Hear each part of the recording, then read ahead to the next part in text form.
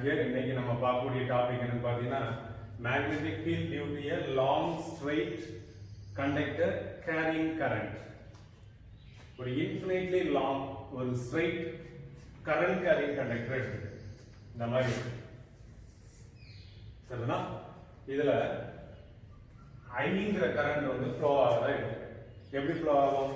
இப்போ இதை வந்து நம்ம கனெக்ட் பண்ணியிருப்போம். அப்படிதான் பயாட் சாவட்ல பார்த்தோம்ல, இதோட கனெக்ட் பண்ணி வச்சிருப்பாங்க. சரிதானா? ரைட். ஒரு பேட்டரியோட கனெக்ட் பண்ணியிருப்பாங்க. அப்போ இதை சுற்றி வந்து மேக்னெட்டிக் ஃபீல்டு இருக்கும். மேக்னெட்டிக் ஃபீல்டு இருக்குமா இல்லையா? ரைட். இப்போ வந்து இதனுடைய லென்த்தை வந்து நீ என்ன எடுத்துக்க? இது வந்து ஃபார் எக்ஸாம்பிள் இது வந்து ஒய்னு வச்சுக்க, இது வந்து ஒய் டேஷ்னு எடுத்துக்க. இதனுடைய மிட் பாயிண்ட் வந்து என்ன சொல்றோம்னா ஓன்னு எடுத்துக்கணும். இப்போ இதை சுற்றி என்ன இருக்குது? மேக்னெட்டிக் ஃபீல்டு இருக்குது. சரி, ஃபார் எக்ஸாம்பிள் இந்த இடத்துல ஒரு பிங்கிற ஒரு பாயிண்ட்டை கன்சிடர் பண்ணு. இந்த பிங்கிற பாயிண்ட்ல இந்த லென்த் உள்ள ஒரு infinitely long straight current carrying கண்டக்டர்னால இதுல எவ்வளவு மேக்னெட்டிக் ஃபீல்ட் உண்டாகும், எவ்வளவு மேக்னெட்டிக் ஃபீல்ட் உண்டாகும்ங்கறத நம்ம பார்க்க போறோம். இப்போ இது முழுவதும் இந்த இடத்துல இதுல ஃபுல்லா போகக்கூடிய கரண்ட் வந்து அப்படியே இந்த இடத்துல மேக்னெட்டிக் ஃபீல்டா நமக்கு செக்ரேட் ஆகுது, கிடைக்குது. அது எவ்வளவு இருக்கும் அப்படிங்கறத நம்ம வந்து பார்க்க போறோம். சரிதானா? சரி, இப்போ இதுக்கு இருக்க இடப்பட்ட டிஸ்டன்ஸை நம்ம நோட் பண்ணிடுவோம். இந்த டிஸ்டன்ஸ் வந்து என்ன சொல்றோம்னா ஏன்னு எடுத்துக்கிறோம். இந்த ஓங்கிற பாயிண்ட்டுக்கும் பிங்கிற பாயிண்ட்டுக்கும் இடப்பட்டுள்ள டிஸ்டன்ஸ் என்ன சொல்றோம்? ஏன்னு எடுத்துக்கிறோம். இப்போ இதுல ஒரு சின்ன லைன் செக்மெண்ட் எடுத்துக்கிறோம். இந்த லைன் செக்மெண்ட் வந்து இதனுடைய லென்த் வந்து என்ன சொல்றோம்? டிஎல்னு சொல்றோம். இதை வந்து ஏன்னு எடுத்துக்க, இதை வந்து இந்த டின்னு எடுத்துக்க. இதுல இருந்து ஒரு ரெண்டு கோடு போட்டுக்க. சரிங்களா? இப்போ இந்த ரெண்டுக்கு இடப்பட்டுள்ள ஆங்கிள் வந்து என்ன சொல்றோம்னா ஃபைன்னு சொல்றோம். என்ன சொல்றோம்? ஃபைன்னு சொல்றோம். அப்ப இது எவ்வளவுன்னா ஸ்மால் செக்மெண்ட், அதனால என்ன சொல்றோம்? d5 ன்னு சொல்றோம். என்ன சொல்றோம்? d5 அப்படின்னு சொல்றோம். புரியுதா? சரி, இப்போ இதுக்கு பெர்பெண்டிகுலர் லைன் ஒன்று வந்து ஃபுட் ஆஃப் தி பெர்பெண்டிகுலர் ஒன்று வரைஞ்சோம்னு வச்சுக்கீங்க. இந்த இடத்துல வரும். இதுதானா? இது வந்து என்ன சொல்றோம்? c. அப்ப இந்த ஆங்கிள் தான் என்னன்னு சொல்றோம்? தீட்டா. புரியுதா? ரைட். இப்போ இதுல வந்து நமக்கு வந்து எத்தனை ட்ரையாங்கிள் இருக்குது? இத பாரு, 1 2 3 3 ட்ரையாங்கிள் இருக்கு. இந்த 3 ட்ரையாங்கிளை வச்சு தான் இந்த டெரிவேஷனே நம்ம செய்ய போறோம். ஈஸியா புரிஞ்சுடலாம். சரிங்களா? இந்த டெரிவேஷனையே 1 2 3 ட்ரையாங்கிள்ஸ் தான் நம்ம செய்ய போறோம். சரிங்களா? சரி, இந்த இடத்துல ஒரு மேக்னெட்டிக் ஃபீல்ட் உண்டாகும்னு சொல்லிட்டு பயாட் சாவர்ட் லால நம்ம பார்த்தோம். அந்த லா என்ன சொல்லுது? அதை நம்ம எழுதுவோம். dB vector is equal to என்ன சொல்லி போட்டிருக்கோம்?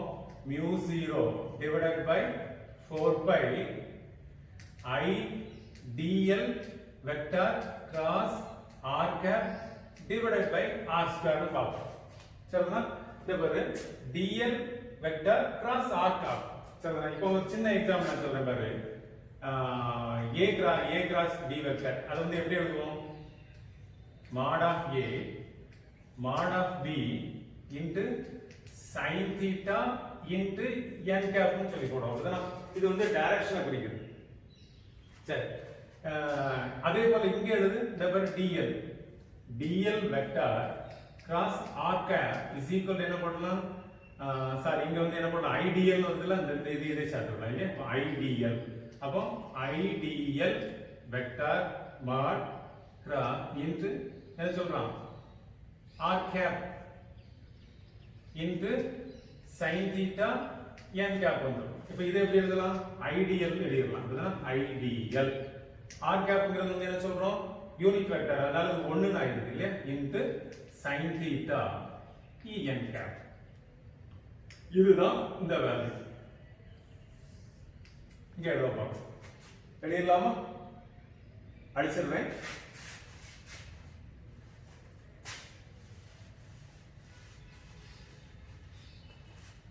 இந்த வேல்யூ எடுத்து இதுல எழுத போறேன்.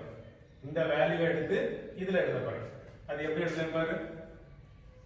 dB vector is equal to என்ன சொல்றோம்? mu 0 divided by 4 pi. இப்போ இந்த வெக்டர் வேண்டாம்ல?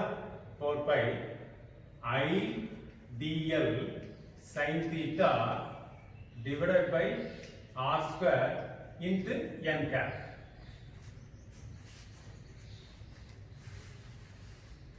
புக்ல டைரக்டா கொடுத்திருப்பாங்க, ஒரு ஸ்டெப் விட்டுருப்பாங்க. சரிதான்? இப்போ இது வந்துட்டா ideal sin theta divided by r square.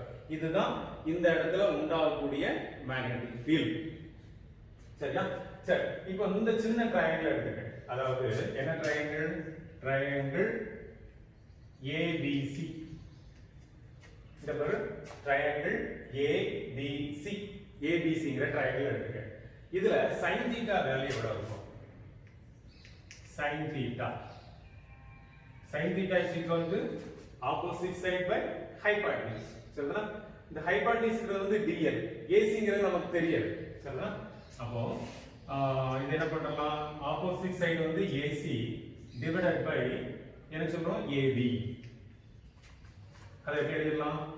sin theta is equal to AC வந்து தெரியாது, AC போட்டுக்க. AB வந்து என்ன சொல்றோம்? dl. சரியா? அப்ப AC is equal to குறுக்க பெருக்கு dl sin theta. சரிதானா? AC is equal to dl sin theta. கிடைச்சிட்டா இல்லையா? இப்போ இந்த ஒரு ட்ரையாங்கிள்ல அடுத்த ட்ரையாங்கிள் எடுத்துக்க. இந்த மாதிரி ACP ட்ரையாங்கிள் ACP. அதுல இருந்து நமக்கு என்ன கிடைக்குது? அதுலயே ஒரு sin theta கண்டுபிடி பார்ப்போம். sin theta கண்டுபிடிச்சா என்ன பண்ணுவோம்? sin theta ன்னு சொல்ல முடியாது. இந்த இடத்துல என்ன பண்றோம்? d phi போட்டுறோம். அப்படிதானே? இங்க theta போட்டுறோம், இங்க வந்து d phi போட்டுறோம். அதனால நான் என்ன சொல்றேன்? sin d phi ன்னு போடுறேன். sin d phi is equal to opposite side by hypotenuse. சரிதானா? அப்ப அது வந்து எவ்வளவு இருக்கும்? இது வந்து வேல்யூ நான் எழுதாம விட்டுட்டேன். இது வந்து வேல்யூ எவ்வளவுன்னு சொல்றோம்னா r ன்னு சொல்றோம். என்ன சொல்றோம்? r ன்னு சொல்றோம். அப்ப அது வந்து என்ன சொல்றோம்? AC divided by AP. AC divided by AP. AC divided by AP. அப்ப அதை எப்படி எழுதலாம்? sin d phi is equal to AC தெரியாது, AC divided by AP எவ்வளவு? AP வந்து என்ன சொல்றோம்? R ன்னு சொல்றோம். அப்ப R. குறுக்க பெருக்கு பார்ப்போம். இந்த sin d phi ன்னு சொல்றோம்ல, இந்த d phi வந்து very small. அப்போ theta வந்து sin theta வந்து smaller value இருந்துச்சுன்னா theta itself நம்ம படிச்சிருக்கோம், 11th நம்ம படிச்சிருக்கோம். அதனால நமக்கு புரியும். அதனால நான் என்ன sin d phi நான் எழுத போறது இல்ல, என்ன எழுத போறேன்? d phi ன்னு எழுதுறேன். இதுக்கு பதிலா என்ன எழுத போறேன்? d phi. அப்ப d phi is equal to AC divided by R. எழுதலாமா? அப்ப அதை எப்படி எழுதலாம்? AC is equal to R into d phi.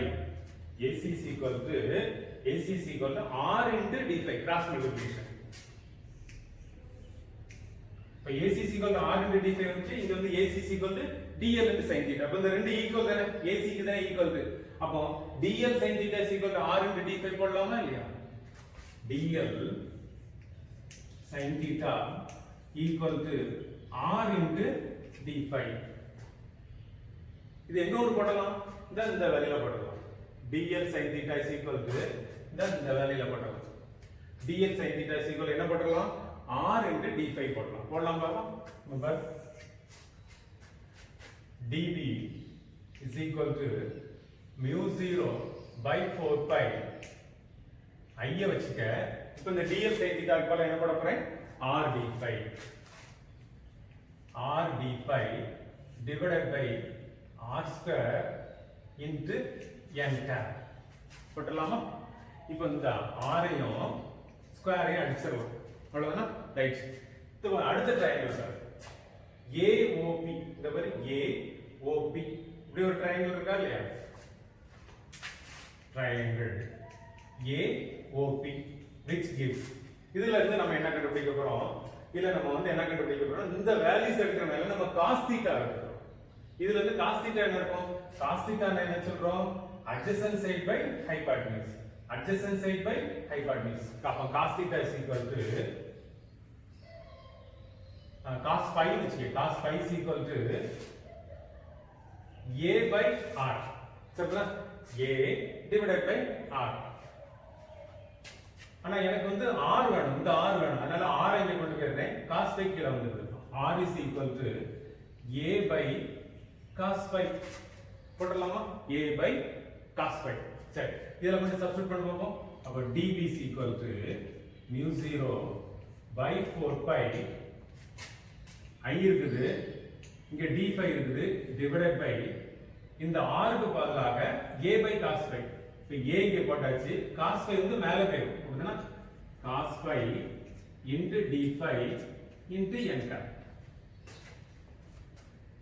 சரிங்களா n cap போடலாமா ரைட் இப்போ இது வந்து நமக்கு dv கிடைச்சிருக்கு அதாவது ஒரு ஸ்மால் செக்மெண்ட் கிடைச்சிருக்கு ஒரு இன்ஃபைனைட் லெந்த் கிடைக்கும்னு வெச்சுக்கீங்க இன்ஃபைனைட் லெந்த்க்கு நாம என்ன பண்றோம் இந்த dv வந்து we have to integrate அப்ப b வேணும்னா is equal to integration of dv that is equal to mu 0 by 4 pi I வச்சுக்க இங்க a எடுத்துக்க integration of cos phi into d phi into n cap இப்ப cos phi integrate பண்ணனும்னா sin phi கிடைக்கும் அப்படிதான் right அப்ப b is equal to இது வந்து லிமிட்ஸ் போடணும்ல லிமிட்ஸ் போடுறது எப்படி போடுறது இந்த பாரு இந்த ஆங்கிள் வந்து என்ன சொல்றேன்னா phi 1 ன்னு எடுத்துக்கிறேன் இந்த டோட்டல் ஆங்கிள் வந்து நான் என்ன சொல்றேன்னா phi 2 ன்னு சொல்றேன் இது வந்து நெகட்டிவ் ஆக்சிஸ்ல இருக்குது அதனால இது மைனஸ் phi இது பாசிட்டிவ் ஆக்சிஸ்ல இருக்கு அதனால பிளஸ் phi சரிங்களா அப்ப மைனஸ் phi 1 ல இருந்து phi 2 க்கு இன்டகிரேட் பண்ண போறோம் புரியுதா ரைட் அப்போ this is equal to என்ன வந்துரும் mu 0 by 4 pi I divided by a cos phi னா sin phi ஆயிடும் அப்படிதானே sin phi within the limits வருது minus phi 1 ல இருந்து phi 2 போட்டாச்சு இப்போ வந்து முதல்ல phi 2 சப்ஸ்டிட்யூட் பண்றேன் b is equal to mu 0 divided by 4 pi a into I இந்த பாரு sin phi 2 minus of sin minus phi 1 அது என்ன ஆயிடும் பிளஸ் ஆயிடும் அப்படிதானே சரி அப்ப அது வந்து பிளஸ் ன்னு போட்டுடலாமா sin phi 2 plus sin phi 1 sin phi 1 plus sin phi 2 ன்னு போட்டுடலாம் சரிதானா சொல்ல புரிஞ்சுச்சா ரைட் இப்போ இந்த phi 1 phi 2 எவ்வளவுங்கறத சப்ஸ்டிட்யூட் பண்ணனும் இந்த phi 1 க்கு phi 2 இந்த வேல்யூ எவ்வளவு இருக்கும் இப்போ நமக்கு பார்க்க போனா ஒரு 45 டிகிரிஸ் மாதிரி தெரியுது அப்படிதானே infinitely long straight conductor infinitely long இந்த வேல்யூவை நான் கூட்டிட்டே போறேன்னு வெச்சீங்க கீழ வரைக்கும் கூட்டிட்டே போறேன் நல்ல இன்ஃபினிட்லி லாங் வெச்சீங்க இது மோர் ஆர் லெஸ் இதனுடைய வேல்யூ எவ்வளவு இருக்கும் 90 டிகிரியா மாறிடும் இப்படியே போயிட்டே இருக்குன்னு வெச்சீங்க 90 டிகிரிஸ் அதே போல அதுவும் இப்படி போயிட்டே இருந்துச்சுன்னா இது எவ்வளவு ஆகும் 90 டிகிரி ஆயிடும் அப்போ கண்டிஷன் என்னன்னா phi 1 is equal to phi 2 is equal to 90 degree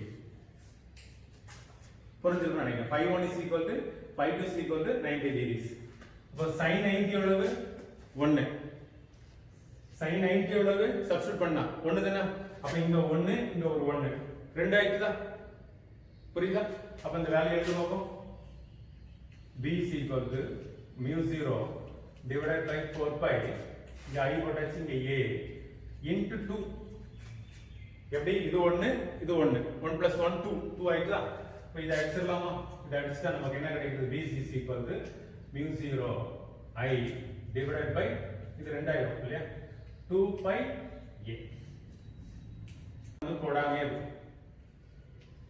n cap இருக்குது இங்க ஒரு n cap சோ இது வந்து நமக்கு ஒரு n cap புரிஞ்சிருக்கும்னு நினைக்கிறேன் புரியுதா ரைட்